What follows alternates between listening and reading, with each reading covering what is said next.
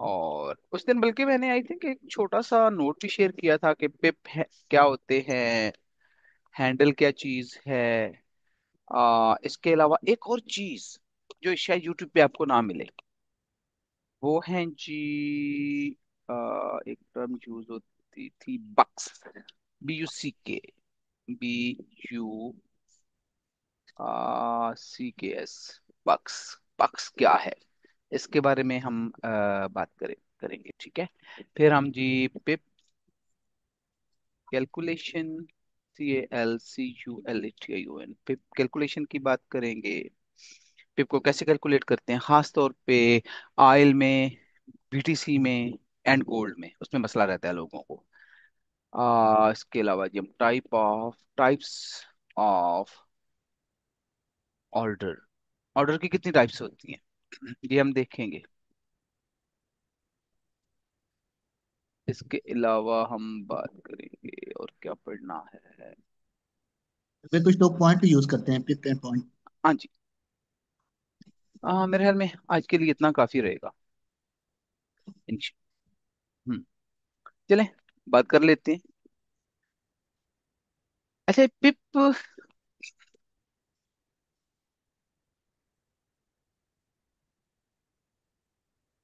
पिप का जिक्र कर लेते हैं, जस्ट अ मिनट, मेरे आसपास चीजें बिखरी होती हैं यार। पिप के वाले से बात कर लेते हैं। सबसे पहले पिप है क्या बेसिकली। पिप एब्रीवेशन है परसेंटेज इन प्रॉफिट।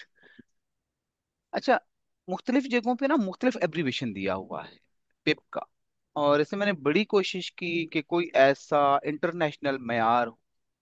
अभी जिस तरह ना 1 kg पाकिस्तान में भी 1 kg है और अमेरिका में भी 1 kg है, दोनों का वेट सेम रहेगा, 1000 gram is equal to 1 kg ही रहेगा, तो एक स्टैंडर्ड सेट हो गया। वो हम पढ़ते थे ना फिजिक्स में, ये फ्रांस की फ्लां लेबोरेटरी में ये चीज पड़ी है और उसे पूरी दुनिया के लिए स्टैंडर्ड माना जाता है। अगर आपको याद हो, साइंस में हम रट्टे लगाते थे ना कि मीटर क्या है, केजी क्या है, पाउंड क्या है, आउंस आउंस क्या है, इन सारी चीजों का। तो इसी तरह ये जो पिप ऐसे है, यूनिट, हाँ हाँ, ऐसे यूनिट, ऐसे से बनता सिस्टम क्या है। Internal, system international unit. System international, ये दूसरी जंग अजीब के बाद मुतारिफ कराया गया था। सही। अच्छा, वो पूरी दुनिया में ना एक स्टैंडर्ड सेट है उनके लिए, लेकिन यार पिप का कुछ भी ऐसा नहीं है, ठीक है। इस वजह से जो सबसे ज्यादा यूज टर्म हो रही है वो है परसेंटेज इन प्रॉफिट। अच्छा, हैंडल्स की तरफ जाते हैं जी। हैंडल्स आपने अक्सर जो, खास तौर पे सर माइकल के स्टूडेंट है ना, जिसमें तानिया है, मैं हर दफा बताता हूँ, तेंजा लिखा होता है, लेकिन क्रोशियाई जबान में, ये क्रोशिया की है बेसिकली, तो तानिया बनता है तेंजा, तानिया। वो सर माइकल की प्राइवेट मेंटोरशिप में रही है, तो वो एक टर्म यूज करती है, बक्स, बक्स, ठीक। और जो बाकी उनके स्टूडेंट हैं ना, वो यूज करते हैं हैंडल। ये क्या चीज है, हैंडल की तरफ आते हैं। जो इंडिसेस हैं आपके, इंडिसेस क्या है, खास तौर पे अमेरिकन स्टॉक्स, बाकी भी हैं, जिस तरह चाइना 50 है, UK 200 है, फ्रांस 40 है। तो सबसे ज्यादा चूंकि वोलेटिलिटी और सबसे कम स्प्रेड अमेरिकन स्टॉक्स में रहता है। अब अमेरिकन स्टॉक को अगर मेजर करते हैं आप, उससे भी प्रॉफिट के लिहाज से मेजर नहीं किया जाता, उसे भी मेजर किया जाता है हैंडल के लिहाज से, कि इतने हैंडल प्राइस ऊपर चली गई और इतने हैंडल नीचे आ गई। तफसील में बाद में चलते हैं, सही है। और प्रॉफिट आपका मुनहसर होगा कि आपने लॉट साइज क्या लिया। बक्स की तरफ आते हैं। बक्स एक टर्म इंग्लिश में यूज करते हैं, उसे कहते हैं स्लैंग, SLANG, स्लैंग। वो टिकटॉक पे वीडियो मशहूर हुई थी बहुत ज्यादा, तरबूज के मुतालिक, लाले लाले, हाँ, आप लोगों ने देखा लाल हो। है। तो ये एक मखसूस, हम घरों में आके नहीं कहते थे इस तरह, यानी उसको रिपीट नहीं करते थे, उसका नाम बार बार नहीं जपते थे इस फिक्रे को कि लाले लाले, अगर वो करते तो कम से कम इस्माइल घर में ना होता। तो उसके लिए टर्म यूज करते हैं स्लैंग, यानी गैर रस्मी जबान, जिसको आम बोलचाल में आप यूज नहीं करते, गैर रस्मी जबान है, यानी आम बोल चाल में अगर आप इस्तेमाल करते भी हैं तो वो एक मखसूस ग्रोह तक, मखसूस जमात तक वो चीज रहती है, उसे स्लैंग कहते हैं। और वो ऐसा लफ्ज, ऐसा जुमला जो एक मखसूस ग्रोह तक महदूद हो जाता है, आप उसे हर जगह इस्तेमाल नहीं करते, वो उसे गैर रस्मी भी कहते हैं, तो उसे स्लैंग कहते हैं। ये जो बक्स है ना, सर। बक्स, ये इस्तेमाल होता है डॉलर, यानी 1 buck is equal to 1 American dollar. 1 buck is equal to 100 cents. समझ आई ना, बक। और वहां पे जो वॉल स्ट्रीट में, अमेरिका में, जो ताजिर हैं, जो ट्रेडर हैं, और खास तौर पे जो ऑनलाइन भी अब ट्रेड कर रहे हैं लोग, बहुत सारे लोगों से मैंने सुना है बक्स, हमने इतने बक्स बुक कर लिए, यानी इतने डॉलर बुक कर लिए। हैंडल में और बक्स में फर्क समझ आया ना? हैंडल बेसिकली प्राइस की मूवमेंट है, और बक्स आपने जितना प्रॉफिट बुक कर लिया। इसी में बाद में चलते हैं। पिप्स कैलकुलेशन भी करेंगे और टाइप ऑफ ऑर्डर्स भी हम सर पढ़ेंगे। जी। रिपीट कर दें सर, हैंडल जो है वो प्राइस की मूवमेंट है सर। हाँ जी, हाँ जी, उस तरफ चलते हैं, उस तरफ चलते हैं। जरा तफसील से ठीक देखते हैं इन है। चीज़ों। तो इनको मैं साइड पे किए देता हूँ। सॉरी सर, फिर एक और थोड़ी सी कंफ्यूजन है। ये स्लैंग, SLANG स्लैंग, ये वर्ड यही है ना हाँ स्लैंग? जी, जी, जी, जी, यही वर्ड है, SLANG, स्लैंग। यानी ऐसे जुमले या ऐसे वर्ड्स जो राइजुल आम नहीं है, मखसूस लोग यूज करते हैं या मखसूस ग्रो यूज करते हैं उनको, और मखसूस मौके पे यूज किए जाते हैं, उनको स्लैंग्स कहते हैं। अच्छा, यहाँ पे अगर आप मोस्ट राइट साइड पे आए ना, यहाँ पे इसमें आप देखें कितने टाइप्स के हमारे पास पेयर्स हैं जी। कुछ ऐसे करेंसी पेयर्स हैं जो 0 से स्टार्ट हो रहे हैं, 0.800। कुछ ऐसे हैं जो 1 से शुरू हो रहे हैं, यानी जो डेसिमल पॉइंट है ये, इसके लेफ्ट साइड पे जीरो के अलावा डिजिट है, यानी 1.78, 2.28, 183, 198, 2.06। अच्छा, कुछ ऐसे हैं जो 0 से शुरू हो रहे हैं, जैसे 0.8। आपने ये चीजें नोट की होंगी यहाँ पे, ठीक है। तो सबसे पहले हम बात कर लेते हैं जी, यहाँ पे लिखते हैं कि 0.5412, इस तरह कुछ लिखा हुआ है, ठीक है। ये, और ये किसी फर्ज करें, ये USD CHF की प्राइस है, USD CHF की प्राइस है। CHF स्विस फ्रैंक को कहते हैं, जो कंट्री है ना, स्विट्जरलैंड। अच्छा, हर वो करेंसी पेयर की बात हो रही है, ठीक है, ध्यान में रखिएगा। हर वो करेंसी पेयर जो 0 से स्टार्ट होता है, और ये जो पॉइंट है, इशारिया, पॉइंट, डॉट, इससे ना आप राइट साइड वाले डिजिट्स को काउंट करते हैं, ठीक है। जैसे ये, आप, क्यों नहीं हो रहा, नेट स्लो है। First, second, third and fourth, ये जो फोर्थ डिजिट है ना, इसमें अगर तब्दीली हो तो हम कहते हैं कि इतने पिप प्राइस चेंज हुई है। 5412 से 13 हो जाए तो 1 पिप मूवमेंट होगी, 14 हो जाए तो 2 पिप प्राइस बढ़ेगी उस चीज की। और इसी तरह अगर ये 12 से 10 हो जाए तो 2 पिप कम होगी, और 0.8 पे चली जाए तो 4 पिप कम हो जाएगी, ठीक है। समझ आ रही है ना, बिल्कुल सिंपल है, 0.5412। और अगर ये 20 पे चली जाती है, 5420 हो जाती है, पांचवी की मैं बात नहीं कर रहा इसकी, ठीक है, चौथी की बात कर रहा हूँ। अगर ये चली जाती है, ये टू प्राइस अगर 12 की जगह 20 हो जाता है, तो हम ये कह सकते हैं कि 8 पिप प्राइस ने मूव किया है। डन, समझ आई यहां तक? जी जी जी। अच्छा, ये जो पांचवा है ना, इसे वैसे काउंट नहीं किया जाता आजकल, लेकिन इसे पिपिट कहते हैं, पिपिट। वैसे ही मैं आप लोगों को वो बता रहा हूँ, वैसे अगर आप याद ना भी रखें तो इससे कोई फर्क नहीं पड़ता।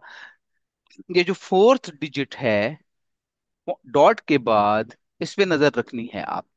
इसमें जितनी भी तब्दीली होगी, जितना भी चेंज आएगा, इट्स मीन आपके पिप कम या ज्यादा हो रहे हैं। और बिल्कुल सेम फार्मूला आप लगाएंगे जो बाकी करेंसी पेयर्स है ना, जो 1 से शुरू हो रहे हैं, उनके साथ भी, ठीक है। अब जैसे यूरो AUD है तो 1.7856, 1.7856। इस दफा मैं 4 लिख रहा हूँ, ठीक है। पांचवा वो, ये देखिए छोटा सा लिखा होता है ना साथ, 5, ये पिपेट है, तो उसके बारे में मैं बाद में आपको बताऊंगा कि कभी प्रैक्टिस जब हम लाइव ट्रेड कर रहे होंगे ना, उसका जिक्र करेंगे इंशाल्लाह। अच्छा, अब इसमें भी बिल्कुल सेम फार्मूला है। वन के बाद पॉइंट, पॉइंट के बाद फोर्थ डिजिट में अगर तब्दीली होगी तो उतने पिप प्राइस मूव करेगी अपवर्ड और डाउनवर्ड। I think enough. अच्छा, कुछ हटके पेयर हैं, जैसे है जी सी एच एफ जे पे वाई, जीबीपी जे पे वाई, यूरो जे पे वाई। यानी हर वो करेंसी पेयर जिसके साथ जे पे वाई आएगा वहां पे थोड़ा सा सीन चेंज हो जाएगा, यूएसडी जे पे वाई। तो हम बात कर लेते हैं जीबीपी जे पे वाई की। बहुत ज्यादा ट्रेड होने वाला पेयर है ये, बड़ा वॉल्यूम रहता है इसमें। आपने क्या करना है भला, ये जो वन के बाद चार डिजिट है ना, यानी आपने क्या कंसिडर करना है, आपने इस पॉइंट को उठा के ना ऐसे ऐसे यहाँ पे कंसिडर कर लेना है, ठीक है। यहाँ पे, यानी पॉइंट को यहाँ पे भूल जाएं। ये जो चार डिजिट हैं, ये जो चार डिजिट हैं आप इन्हीं को देखेंगे और वही ऊपर वाला फार्मूला लगाएंगे। यानी 9854, 54 के बाद अगर 55, 56, 57 या 53, 52, 50, 49 इस तरह प्राइस ऊपर नीचे होती है, तो उतने ही पे प्राइस मूव कर रही है अपवर्ड और डाउनवर्ड। इजी। यस। अच्छा चले, अब चलते हैं जी। अच्छा, ये वैसे बड़ा पुराना फार्मूला हो गया पिप को मैयर करने का, ठीक है। हमने एक पेयर लिया है जीबीपीएनजेडी, राइट क्लिक रिसेट चार्ट, तो चार्ट अपनी डिफॉल्ट सेटिंग पे आ जाता है, ठीक। ये देखें, अब अभी रेट दिया, यहाँ से ऊपर नीचे कर दिया, राइट क्लिक करेंगे, रिसेट चार्ट व्यू पे आएंगे। आल्ट आर इसकी शॉर्ट कीज हैं, वो भी आप कर सकते हैं। तो अभी आ गया अपनी डिफॉल्ट सेटिंग पे। डिफॉल्ट सेटिंग क्या होती है भला? ठहरे एक मिनट, कोई नहीं बोलेगा, मैं किससे पूछूंगा जी। तो ये डिफॉल्ट सेटिंग क्या होती है?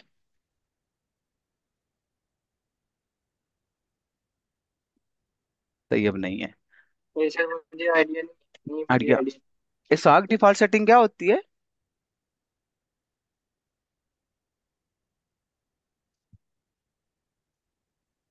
अच्छा चले, अजर डिफॉल्ट सेटिंग क्या होती है?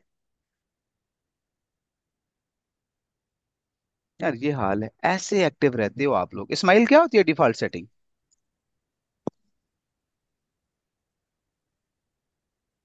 बिल्कुल नहीं सर बोलना। ये डिफॉल्ट सेटिंग ऐसे होती है जो पहले से इंस्टॉल हुई हो किसी इंडिकेटर में, ऐसे ही है।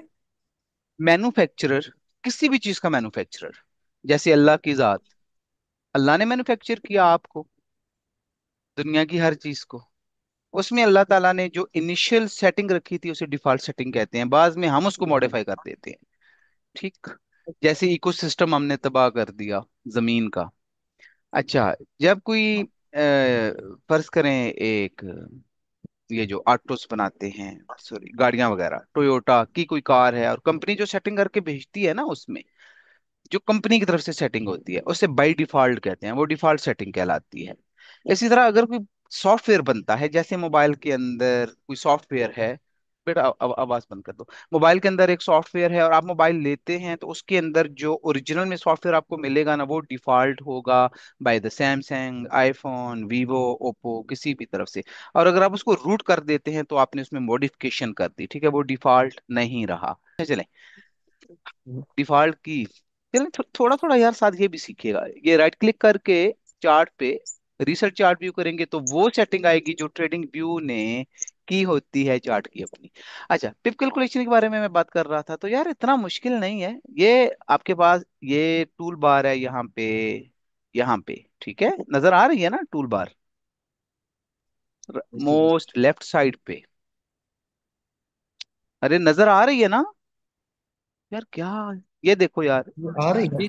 इधर इधर यस इधर, सर, जी आ यस वो सर। रही भाई। असल में ना जी माउस, भाई। आ रही है नजर। मैं जी जी थोड़ा आ रही। करूंगा यार, इसके साथ कुछ होना चाहिए, को कलर शलर यहाँ पे, ठीक है।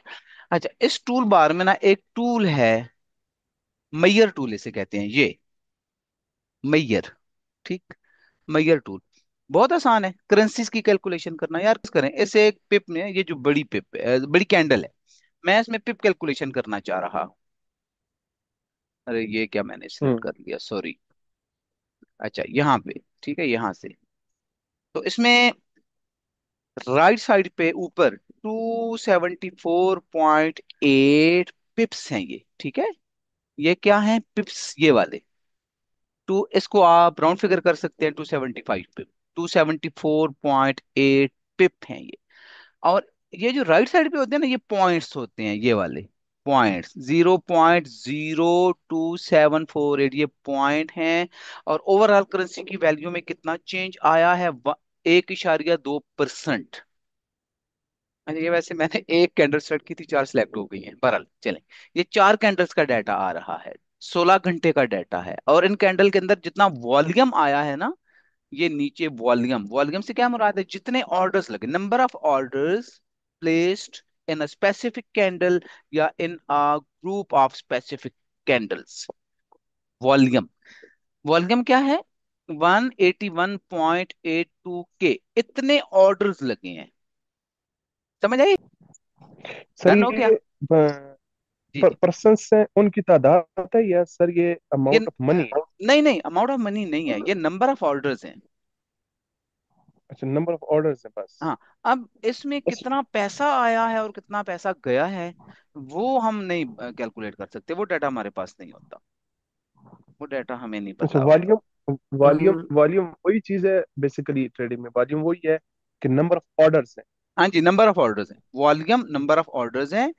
नंबर ऑफ ट्रांजैक्शंस भी कह सकते हैं आप, वो भले बाय हो या सेल हो, बस दैट्स इट।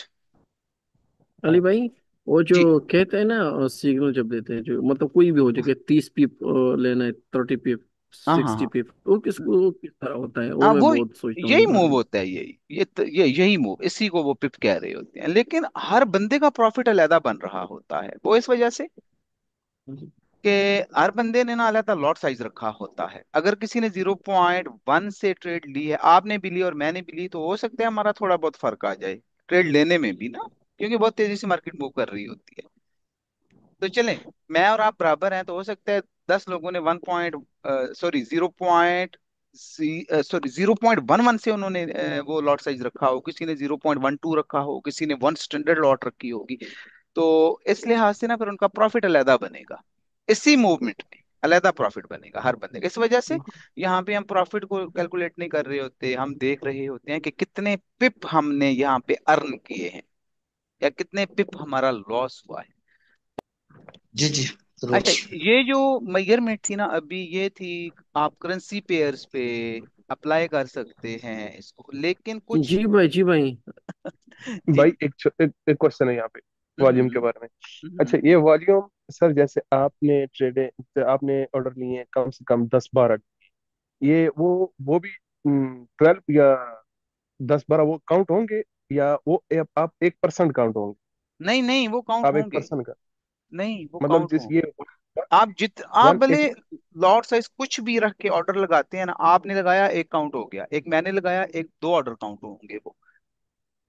ठीक है सर, बस यही बैंक है। ने लगाया वो भी, बैंक ने ना अरबों डॉलर यहाँ पे लगा दी एक ही ऑर्डर में, वो एक ही ऑर्डर काउंट होगा। सिर्फ हमें हाँ पैसों मतलब का नहीं जो पता होता। जी जी।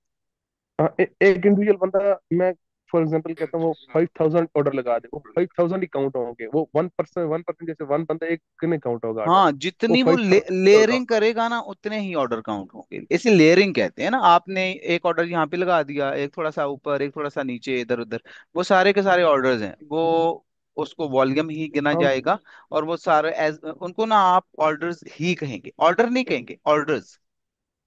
ठीक है। ऑर्डर्स कहेंगे। विद इन अ हाँ minute, with in a minute उसने 100 क्लिक्स कर दी, हाँ 200 बिल्कुल, क्लिक्स कर दी, 100 ऑर्डर एक लग अपनी गए उसके। से सिचुएशन पोजीशन मतलब हम्म। देख के, अपनी वो एनालिसिस करके, वो उतने ऑर्डर्स उसके लगे। हाँ ठीक बिल्कुल, है। उसके उतने ऑर्डर्स लग गए। बिल्कुल ऐसा ही है, ऐसा ही है।